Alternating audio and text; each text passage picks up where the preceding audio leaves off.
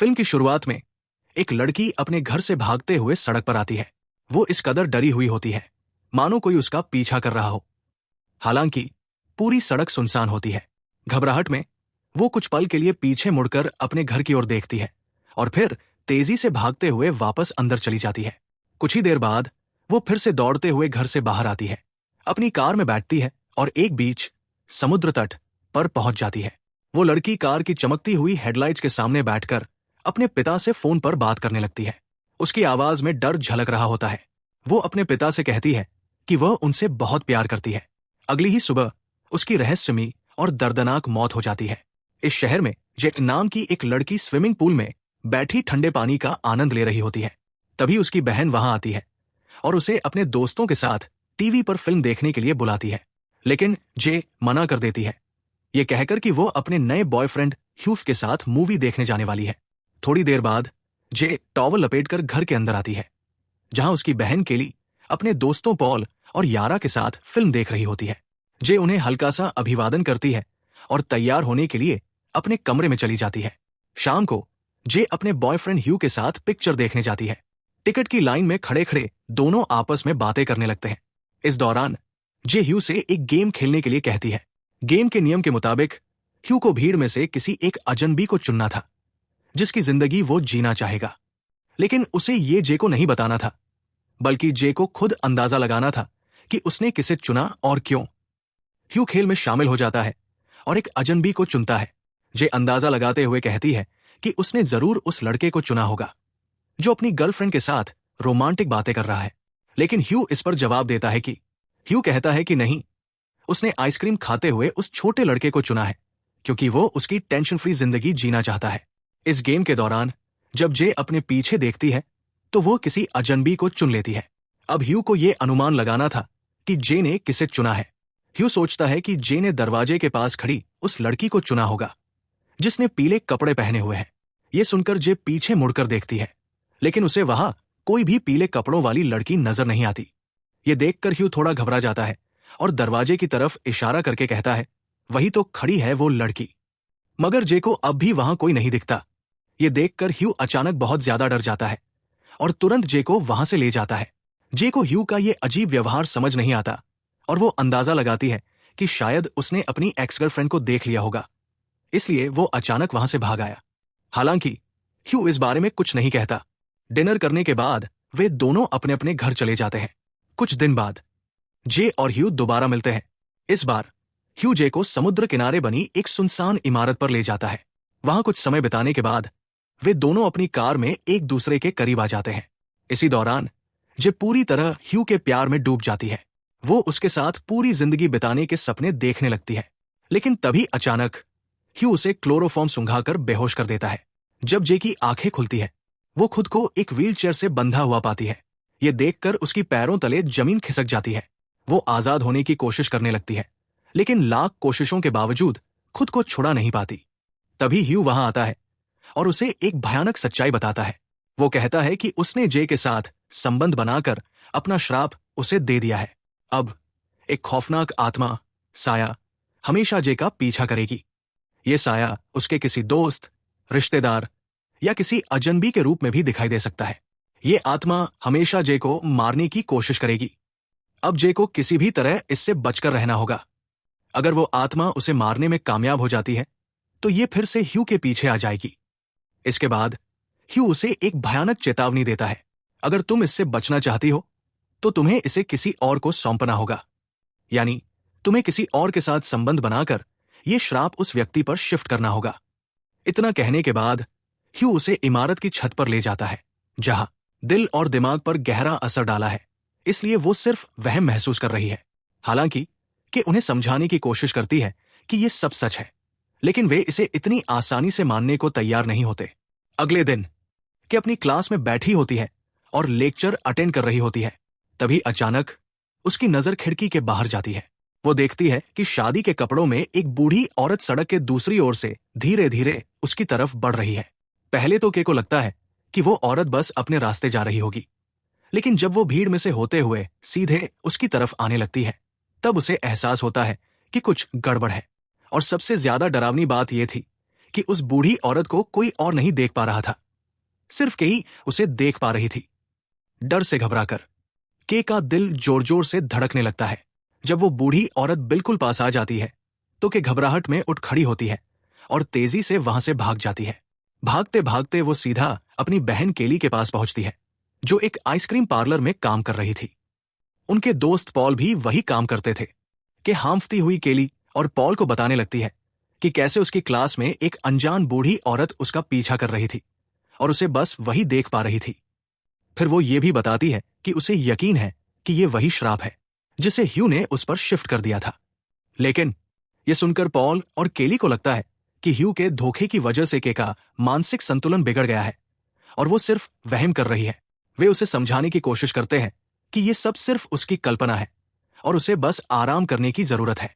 लेकिन के जानती थी ये सब सच था और अब ये भयानक साया सिर्फ उसका पीछा कर रहा था, बल्कि उसकी जान लेने के लिए धीरे धीरे करीब ही आ रहा था। पॉल ये देखकर घबरा जाता है कि इतनी डरी हुई है। वो उसे अकेला छोड़ने के बजाय उसके घर पर ही रुकने का फैसला करता है। रात के समय जब पॉल सोफे पर बैठकर फिल्म देख रहा होता है, तब के वहां आती है और दोनों अपने बचपन की यादों में खो जाते हैं। वे बात करते हैं कि कैसे बचपन में वे एक दूसरे को पसंद करते थे। के ने सबसे पहले पॉल को ही किस किया था, लेकिन समय के साथ दोनों के बीच दूरियां आ गई।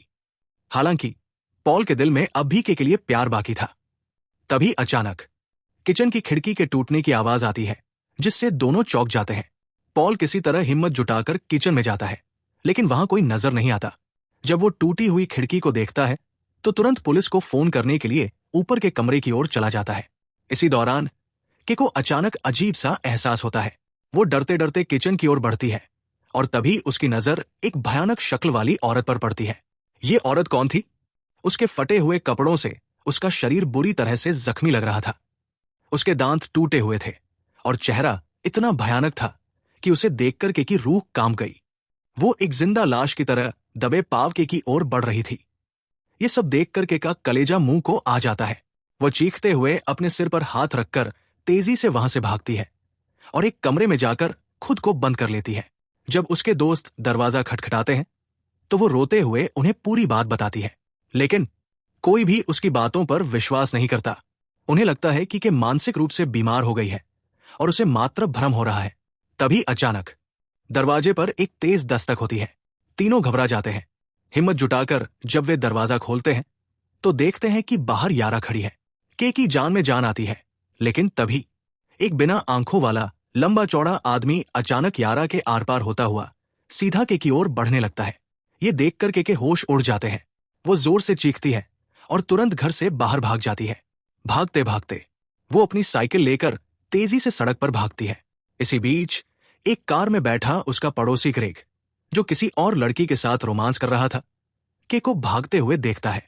के गार्डन में जाकर एक झूले पर बैठ जाती है। वो डरी समी इधर उधर नजरें दौड़ाती है। तभी उसके दोस्त पॉल, केली और यारा वहां पहुंचते हैं और उसे दिलासा देने की कोशिश करते हैं। लेकिन तभी सामने से एक और शख्स सीधा के की ओर बढ़ने लगता है। ये देखकर के फिर से बेचैन हो जाती है, लेकिन इस बार वो शख्स उसका पड़ोसी ग्रेग था। ग्रेग के को परेशान देखकर उसकी खोज खबर लेने आया था।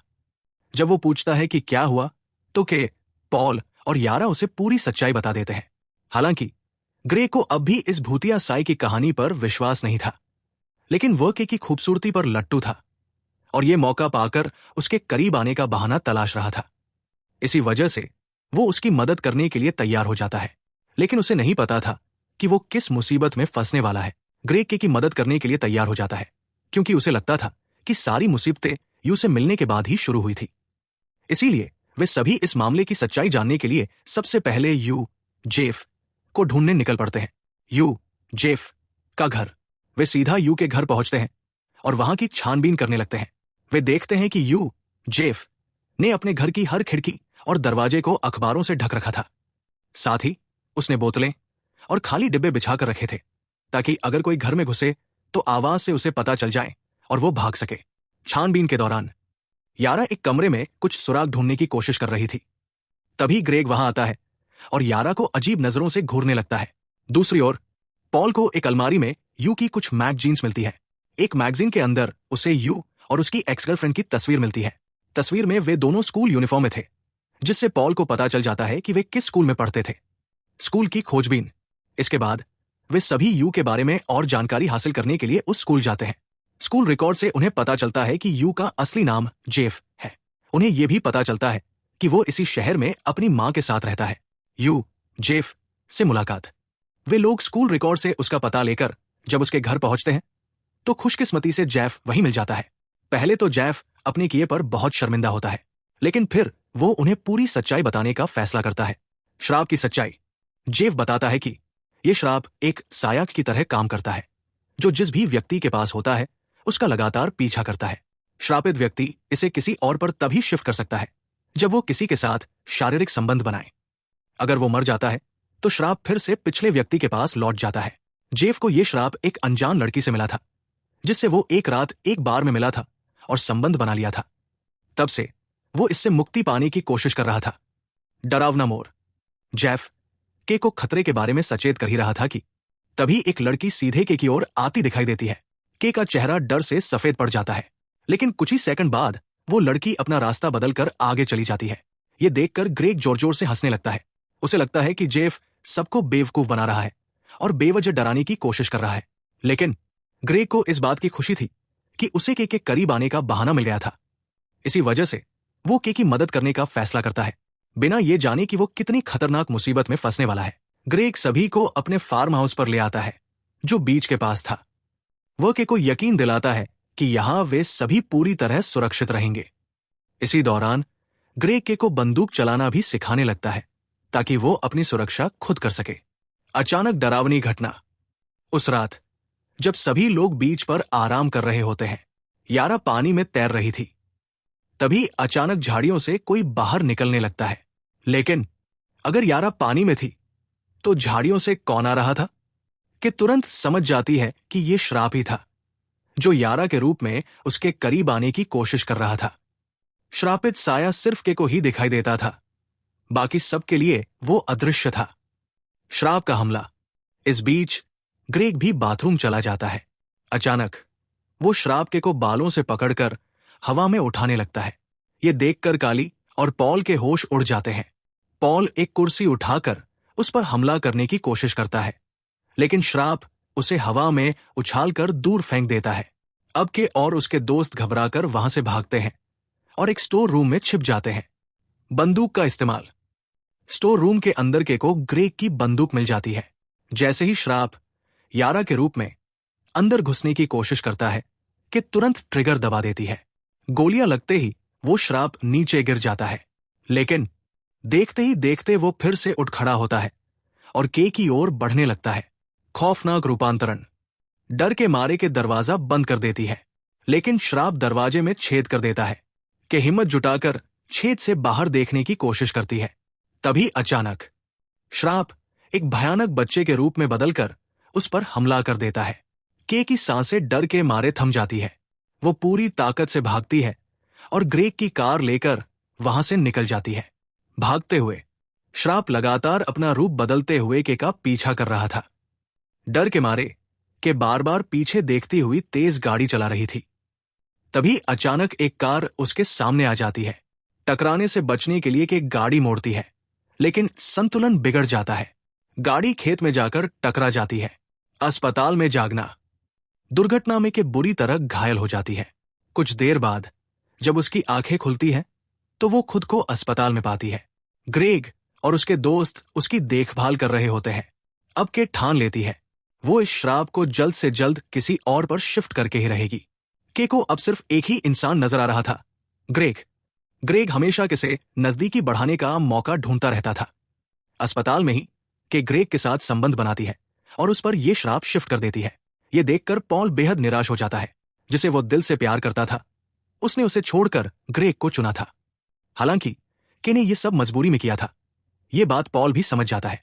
अब श्राप ने के का पीछा करना छोड़ दिया था, लेकिन फिर भी के हर वक्त डर में जी रही थी और अपने कमरे में बंद रहने लगी थी। यहां तक कि उसने ग्रेग से भी मिलना बंद कर दिया था। खौफनाक मंजर। एक रात की बात है कि अपने कमरे की खिड़की से ग्रेग के घर की तरफ देख रही थी। तभी उसने देखा कि ग्रेग अपने घर की तरफ जा रहा है। के ने उसका ध्यान अपनी ओर खींचने की कोशिश की, लेकिन ग्रेग बिना किसी ध्यान दिए आगे बढ़ता रहा और फिर उसने दरवाजे के बजाय खिड़की तोड़कर घर में प्रवेश किया। के होश उड़ गए। ये ग्रेग नहीं था, बल्कि श्राप था जिसने ग्रेग का रूप ले लिया था। अब वो ग्रेग को खत्म करने के लिए उसके कमरे की ओर बढ़ रहा था। ग्रेग की जान बचाने की कोशिश कि तुरंत ग्रेग को बचाने के लिए उसके घर की तरफ दौड़ पड़ी। जब वो उसके कमरे तक पहुंची तो उसने देखा श्राप अब ग्रेग की मां का रूप ले चुका था। वो ग्रेग के कमरे का दरवाजा खटखटा रहा था कि चीख कर ग्रेग को सचेत करने लगी, लेकिन ग्रेग उसकी आवाज नहीं सुन सका और जैसे ही उसने दरवाजा खोला, श्राप ने उस पर हमला कर दिया। खौफनाक अंत। श्राप ने बड़ी बेरमी से ग्रेग की हत्या कर दी और फिर उसके साथ संबंध बनाने लगा। ये देखकर के का कलेजा मुंह को आ गया। वो रोते हुए ये सब देख रही थी, लेकिन कुछ कर नहीं सकती थी। अब के को समझ आ गया था, जैसे ही ग्रेग मरेगा ये श्राप फिर से उसका पीछा करने लगेगा। इसलिए कि तुरंत अपनी कार लेकर वहां से भाग जाती है। वो पूरी रात अपनी कार में ही बिताती है, श्राप से छुटकारा पाने की आखिरी कोशिश। अगली सुबह के बीच की तरफ निकल जाती है। वहां उसे एक नाव पर 3 अनजान आदमी घूमते हुए दिखाई देते हैं। उस वक्त के दिमाग में सिर्फ एक ही बात चल रही थी, किसी भी तरह यह श्राप किसी और पर शिफ्ट करना होगा। इसलिए वो अपने कपड़े उतारकर उन आदमियों को आकर्षित करने लगती है ताकि उनमें से किसी के साथ संबंध बनाकर वो श्राप उन पर शिफ्ट कर सके। लेकिन तभी के का मन बदल जाता है और वो वापस अपने घर लौट आती है। जबकि अपने घर पर सो रही होती है, तभी पॉल वहां आता है। वह के से कहता है कि वो श्राप उसे पॉल पर शिफ्ट कर दे, लेकिन के मना कर देती है क्योंकि वो पॉल से प्यार करती थी और उसे नुकसान नहीं पहुंचाना चाहती थी। श्राप से छुटकारा पाने की योजना। के और पॉल श्राप से छुटकारा पाने का दूसरा तरीका खोजने का फैसला करते हैं। वे बहुत सारी इलेक्ट्रॉनिक चीजें इकट्ठा करते हैं और अपने दोस्तों के साथ एक तालाब, झील की ओर निकल पड़ते हैं। तालाब में श्राप को मारने का प्लान। पॉल और उसके दोस्त तालाब के पास इलेक्ट्रॉनिक उपकरणों को प्लग इन कर देते हैं। योजना ये थी कि तालाब में खड़ी रहेगी ताकि श्राप उसका पीछा करते हुए पानी में उतर आए। जैसे ही वो पानी में आएगा, वे लोग इलेक्ट्रॉनिक उपकरण पानी में गिरा देंगे, जिससे बिजली का तेज करंट दौड़ेगा और श्राप खत्म हो जाएगा। अब तक सब कुछ उनकी योजना के अनुसार चल रहा था, बस उन्हें श्राप के आने का इंतजार था। श्राप का आगमन। तभी श्राप के पिता के रूप में वहां पहुंच चुका था। उसे देखकर सभी के होश उड़ गए। उन्हें पूरा यकीन था कि वो तालाब में जरूर उतरेगा, लेकिन श्राप बहुत चालाक था। उसने सबकी चाल समझ ली थी। वो तालाब में उतरने के बजाय के को मारने के लिए ऊपर से ही भारी इलेक्ट्रॉनिक उपकरण फेंकने लगा। अब श्राप पॉल को दिखाई नहीं दे रहा था, लेकिन के इशारे पर पॉल उसकी तरफ गोली चलाने लगा। बदकिस्मती से एक गोली यारा के की दोस्त को लग गई। यारा बुरी तरह घायल हो गई। के पर हमला और तालाब में संघर्ष। श्राप के पर लगातार हमला करता जा रहा था। के को बचाने के लिए पॉल ने एक चादर उस पर डाल दी, जिससे श्राप की स्थिति का पता चल गया। इसके बाद पॉल ने सटीक निशाना लगाकर गोली चला दी और श्राप घायल होकर तालाब में गिर गया। लेकिन यह अंत नहीं था। जैसे ही के पानी से बाहर आने की कोशिश करने लगी, श्राप ने उसके पैरों को जकड़ लिया और उसे तालाब में डुबोने की कोशिश करने लगा। सभी दोस्त घबरा गए, लेकिन तभी पॉल ने पानी के अंदर अंधाधुंध गोलियां चला दी। सौभाग्य से एक गोली सही निशाने पर लगी, जिससे श्राप ने के को छोड़ दिया। के जैसे तैसे तालाब से बाहर निकल आई। क्या श्राप खत्म हो गया? तालाब का पानी खून से लाल हो चुका था। वे सभी तुरंत घायल यारा को अस्पताल ले गए, लेकिन उन्हें पता था कि श्राप पूरी तरह खत्म नहीं हुआ था। वो दोबारा के पीछे जरूर आएगा। अंतिम उपाय श्राप को दूर भेजना। के को बचाने के लिए पॉल खुद श्राप को अपने ऊपर ले लेता है। वह के साथ संबंध बनाता है और श्राप को अपने ऊपर शिफ्ट कर लेता है। इसके बाद पॉल एक वेश्या के पास जाकर उसके साथ संबंध बनाता है ताकि श्राप कहीं और चला जाए और वापस उन तक कभी ना आए। अंतिम दृश्य। अब के और पॉल दोनों निश्चिंत हो जाते हैं। वे हाथों में हाथ डाले सड़क पर साथ चल रहे होते हैं, लेकिन तभी एक अनजान शख्स उनके पीछे चलता दिखाई देता है और फिल्म यही समाप्त हो जाती है।